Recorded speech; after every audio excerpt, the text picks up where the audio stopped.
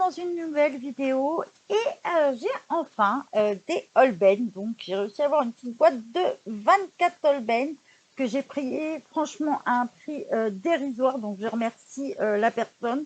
C'est une personne à qui j'ai commandé beaucoup de choses et qui m'a fait vraiment un tarif imbattable sur cette petite boîte d'Holbein que j'ai payé une vingtaine d'euros pour vous dire. Donc ça vaut vraiment le coup. Je vous montre. Donc voilà, on retrouve à l'intérieur, je vais essayer de vous montrer, il y a la petite liste des couleurs. Et ce qui est pas mal dedans, c'est qu'en fait, on vous indique les boîtes où c'est dedans. Donc en fait, il existe une boîte de 36, une boîte de 24 et il y a des sets de 12. Donc voilà, on a une petite protection dedans. Et j'ai un petit papier comme ça dedans, un petit fascicule. Alors avec la lumière, je ne sais pas si vous allez le voir. Si, voilà. Donc on va regarder ça. Bon. En fait, en gros, on retrouve la liste. Bon, alors tout est en japonais. Que je vous raconte pas de bêtises. Donc on a le nuancier comme ça et on a les différentes boîtes qui existent. Hein. Donc on a un nuancier qui est pas mal quand même parce qu'il vous montre les couleurs. On a quoi d'autre derrière? On a pareil en fait la petite liste qui vous indique là où sont les crayons, hein, comme chez Caran-d'Ache. Et ça c'est très pratique. Donc pour vous dire exactement, il y a 3 sets qui existent en 12, un set de 24, un set de 36, un set de 50. Il existe le set de 50 aussi en pastel, et un set de 100 et un set de 150. Sur Amazon en ce moment, je crois que le gros set 250, il doit être à 500 euros. Donc honnêtement, c'est pas un budget que je ne mettrais dans des crayons. Là, j'étais très contente de me dire, je vais pouvoir les tester enfin et un prix vraiment dérisoire. Vous voyez, hein, ils sont neufs, quoi. Ils sont très beaux d'ailleurs, je trouve. Donc voilà. J'ai préparé quand même le nuancier des 150 parce que je ne l'ai pas trouvé en 24. Chez Teresa Ivanor. Hein, vous pouvez la retrouver sur sa boutique Etsy. Il y a aussi un groupe.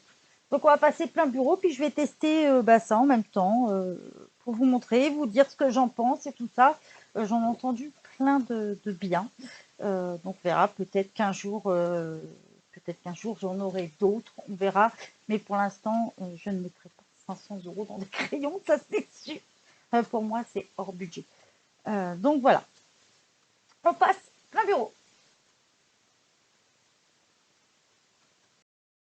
Donc nous voilà plein bureau. Hein. Donc du coup, le nuancier de Teresa Ivanor, en fait, vous avez une partie où on appuie légèrement et une autre partie où vous appuyez un peu plus.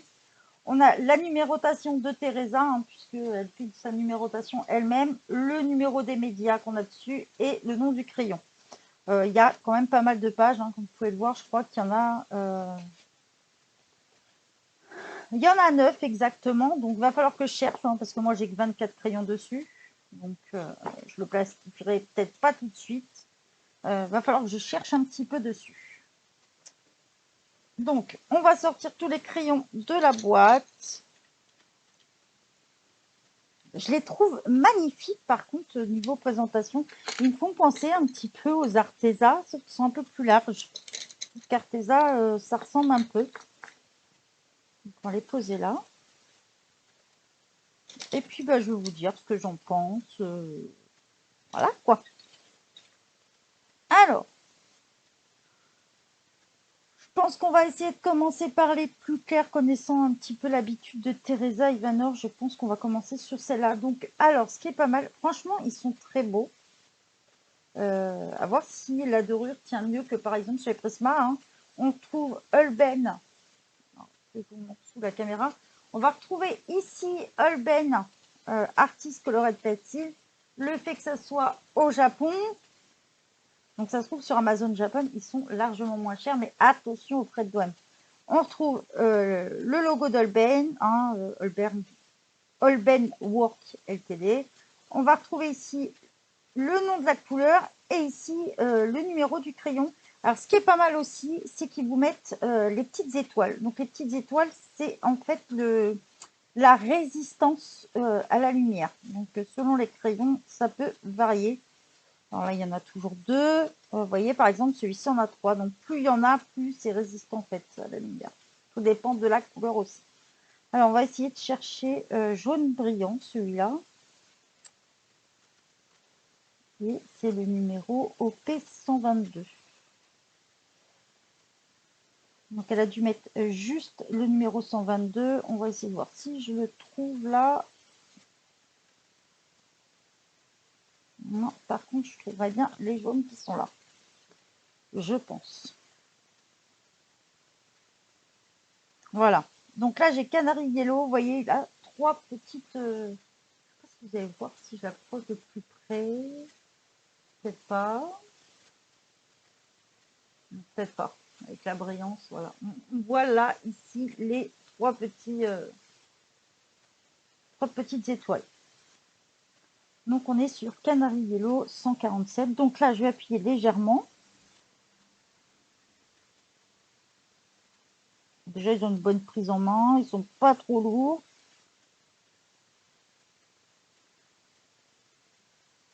Alors là, je suis sur le papier Clair Alpha de Clairefontaine en 160 Et là, je vais appuyer un peu plus.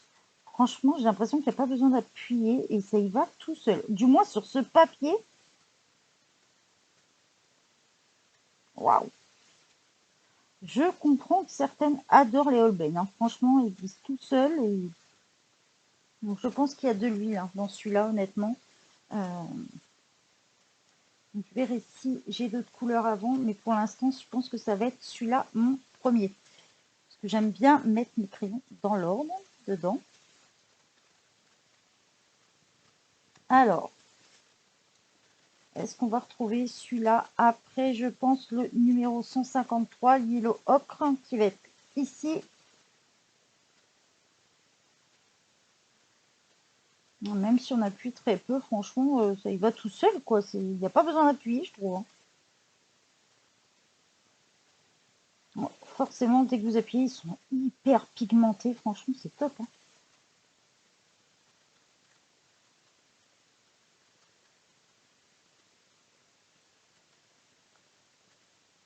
Par contre, j'ai l'impression que c'est des crayons qui vont s'user très vite. Le peu que j'appuie là, je pense qu'il s'use très très vite. Allez, on va trouver les autres. 142. On est plus sur marigold un peu orangé, un peu. On n'a pas besoin d'appuyer. Il marque tout seul. Ils sont bien, bien pigmentés. Hein. Franchement, on est sur des crayons à base d'huile. Hein, c'est du sûr vu comment ça s'applique. On va essayer de trouver le prochain. On est sur le 0,48. Et on est sur orange. On est là.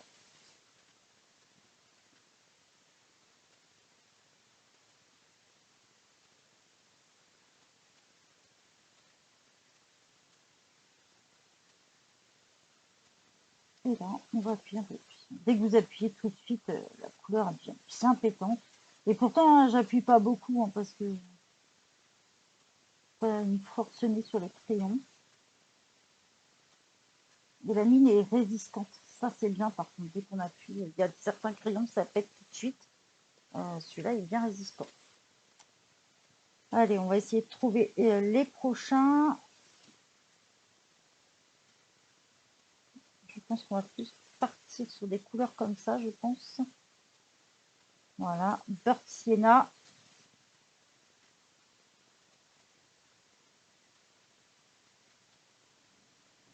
J'ai de la chance pour l'instant, j'arrive à tout trouver facilement. Je ne veux pas parler trop vite. Elle est résistante, la mine. Hein. Quand elle est taillée fine, là, je pense qu'elle est.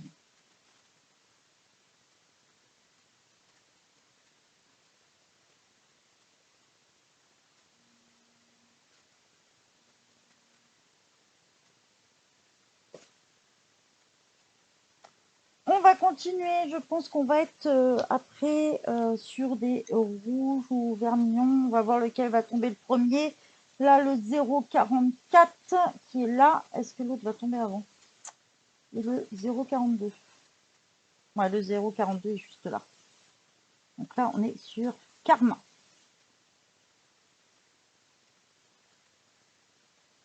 Franchement, je dis pas, c'est des crayons qui me plaisent bien, mais le budget de ces crayons-là est tellement énorme que je ne sais pas si je me laisserais tenter par une gamme complète.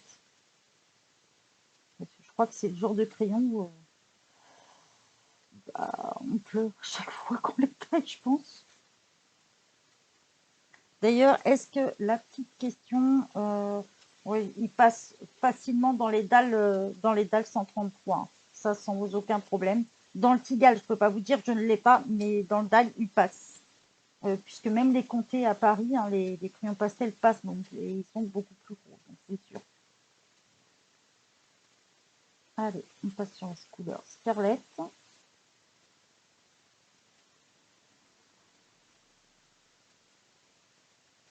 Il se rapproche un peu des Prisma, je trouve.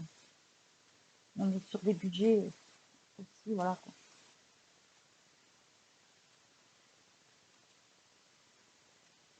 Alors, ça vaut la qualité. Même, j'ai envie de vous dire, sur ce papier-là, les Holbein, je trouve, glissent beaucoup mieux même que mes Prisma dessus. Comme quoi, d'un crayon à un autre, ça peut changer. Alors, je vois que j'ai le rose, le 0,22 pink. Là, ça ne m'indique pas le même numéro. C'est bizarre. À voir, est-ce qu'il y a une erreur ou pas à voir dans la suite.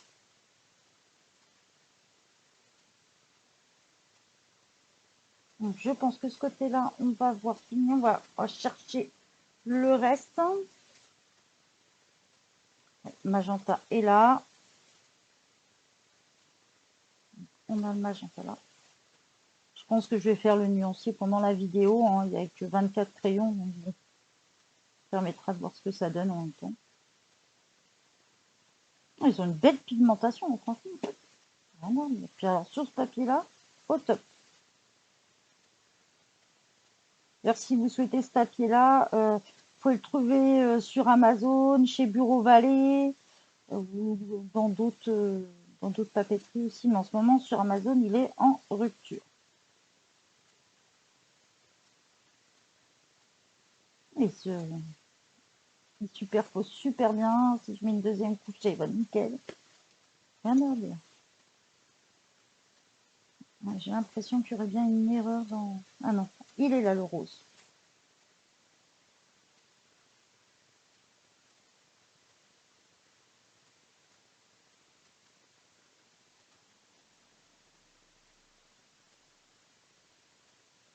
Colben, hein, ils font pas que des crayons, hein, vous trouvez aussi des aquarelles. Il y a pas mal de choses chez eux aussi. Allez, on continue. On a le violet 441. Oh là là.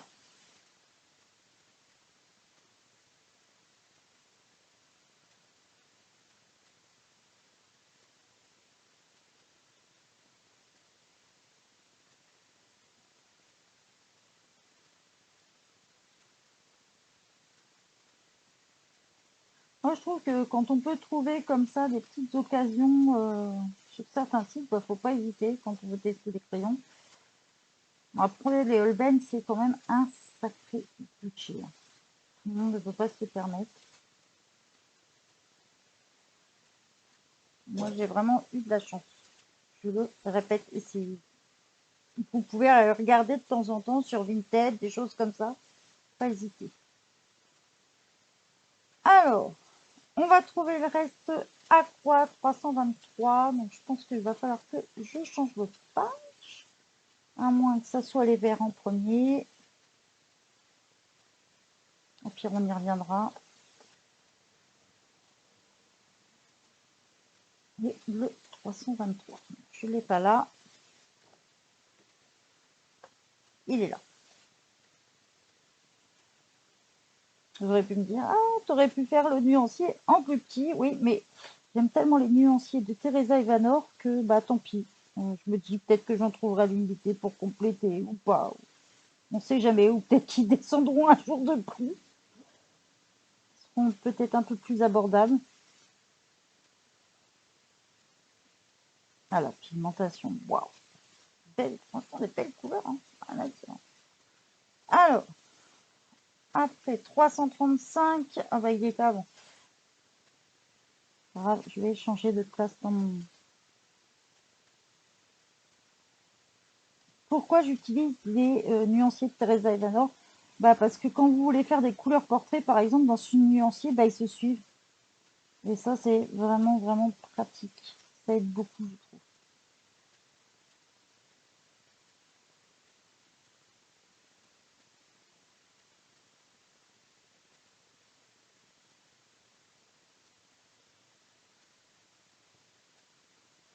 Hop, je vais mettre avant. On a encore le 347 Cobalt Blue.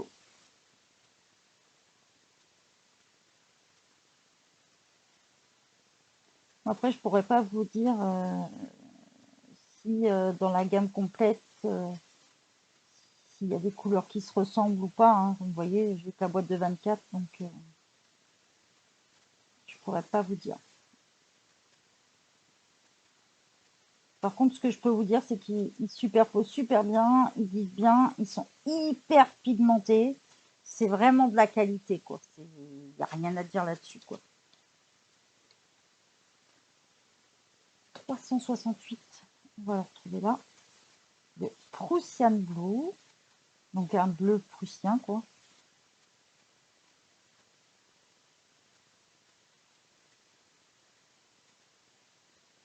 J'ai l'impression qu'ils font quand même un petit peu de dépôt, pas beaucoup, mais dès qu'on appuie un peu trop, on commence à faire légèrement des petites miettes, quoi, mais vraiment léger. Hein.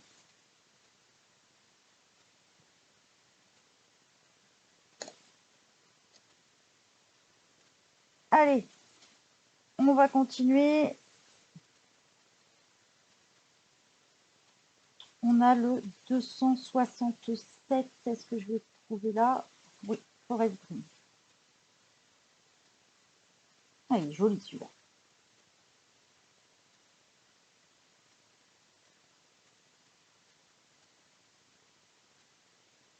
Vanille résiste bien.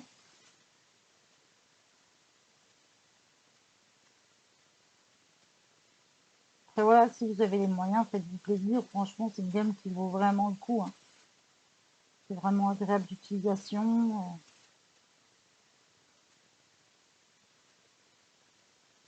On prend celui-ci et je suis sur le numéro 264 qui est juste au-dessus.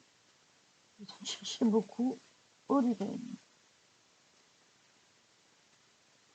Ce qui est marrant, c'est que d'un crayon à l'autre, des fois, on a l'impression d'avoir une toute texture différente. En fait, on a l'impression qu'il y a des couleurs qui glissent mieux que d'autres. C'est l'effet du pigment. Je sens que les couleurs claires, ils vont plus facilement que les couleurs plus foncées, quoi. C'est peut-être une idée, hein. Allez, on continue. On a le 247. Là, je suis sur Viridian. Et là, on est un peu sur un vert bleuté, un peu.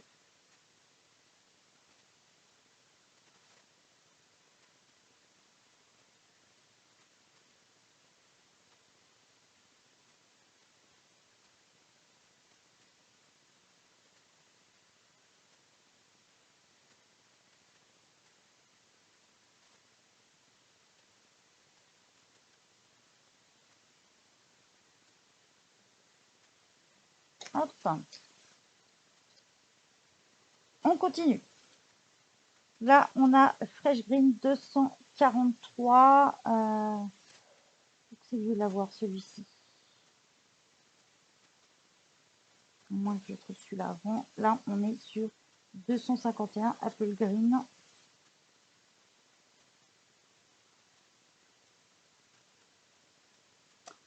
« 261 et 243. Il y a tellement de couleurs.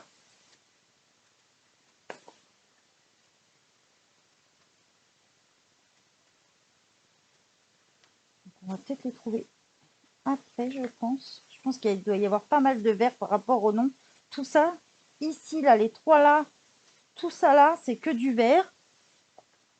Voilà, donc on les trouve derrière, 243 et 251 qui va suivre.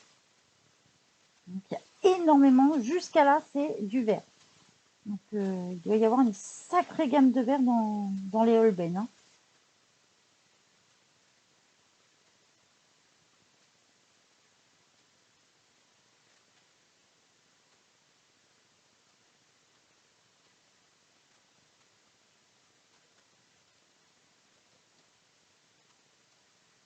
Apple Green. Je trouve que les couleurs claires sont plus douces à utiliser, plus...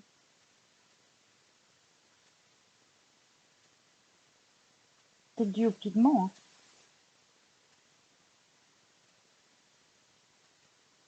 Hein. Allez, on continue. On n'a pas fait celui-là. Enfin, je le trouve après, le 122. Il nous reste encore les marrons, le gris. Bon, le noir, on va être sûrement à la fin. Le 533, le 180. Alors, le 180, il est là. Sur Burn au vert.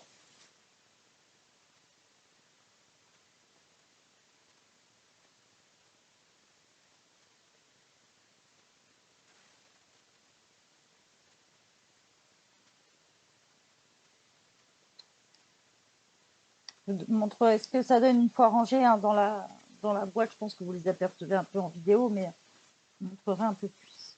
Pareil sur les gris, la gamme a l'air bien complète aussi. Parce que tout ça, c'est des gris. Et il y en a peut-être encore derrière.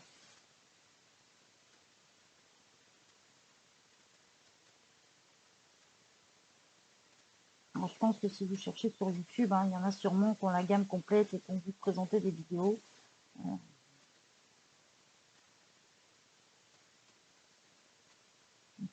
Très joli.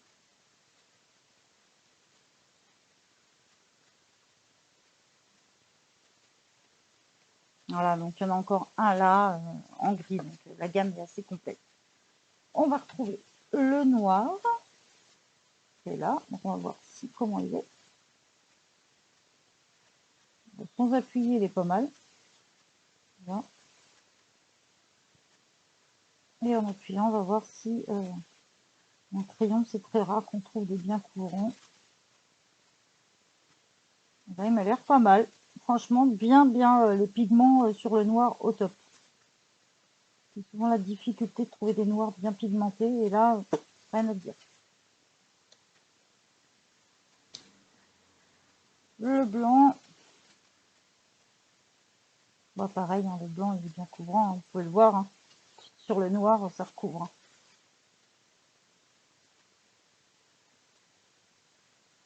Et pourtant, j'ai même pas appuyé tout à l'heure. Et il glisse tout seul. Franchement. Alors, il nous reste celui-ci que j'ai pas trouvé sa place tout à l'heure, donc on va reverser. C'est un 2, donc je pense qu'il y a une erreur sur le petit nuancier.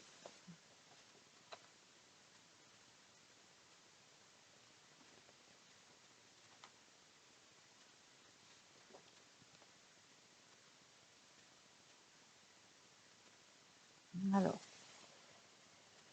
on va le retrouver quand même. Jaune brillant 122.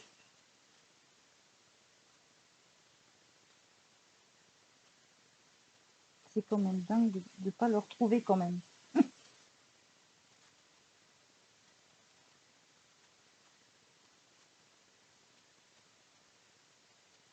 C'est très rare qu'il y ait des erreurs, mais bon, ça peut arriver.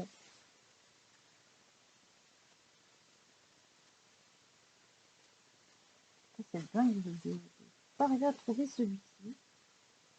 J'aurais bien voulu voir ce qu'il donnait.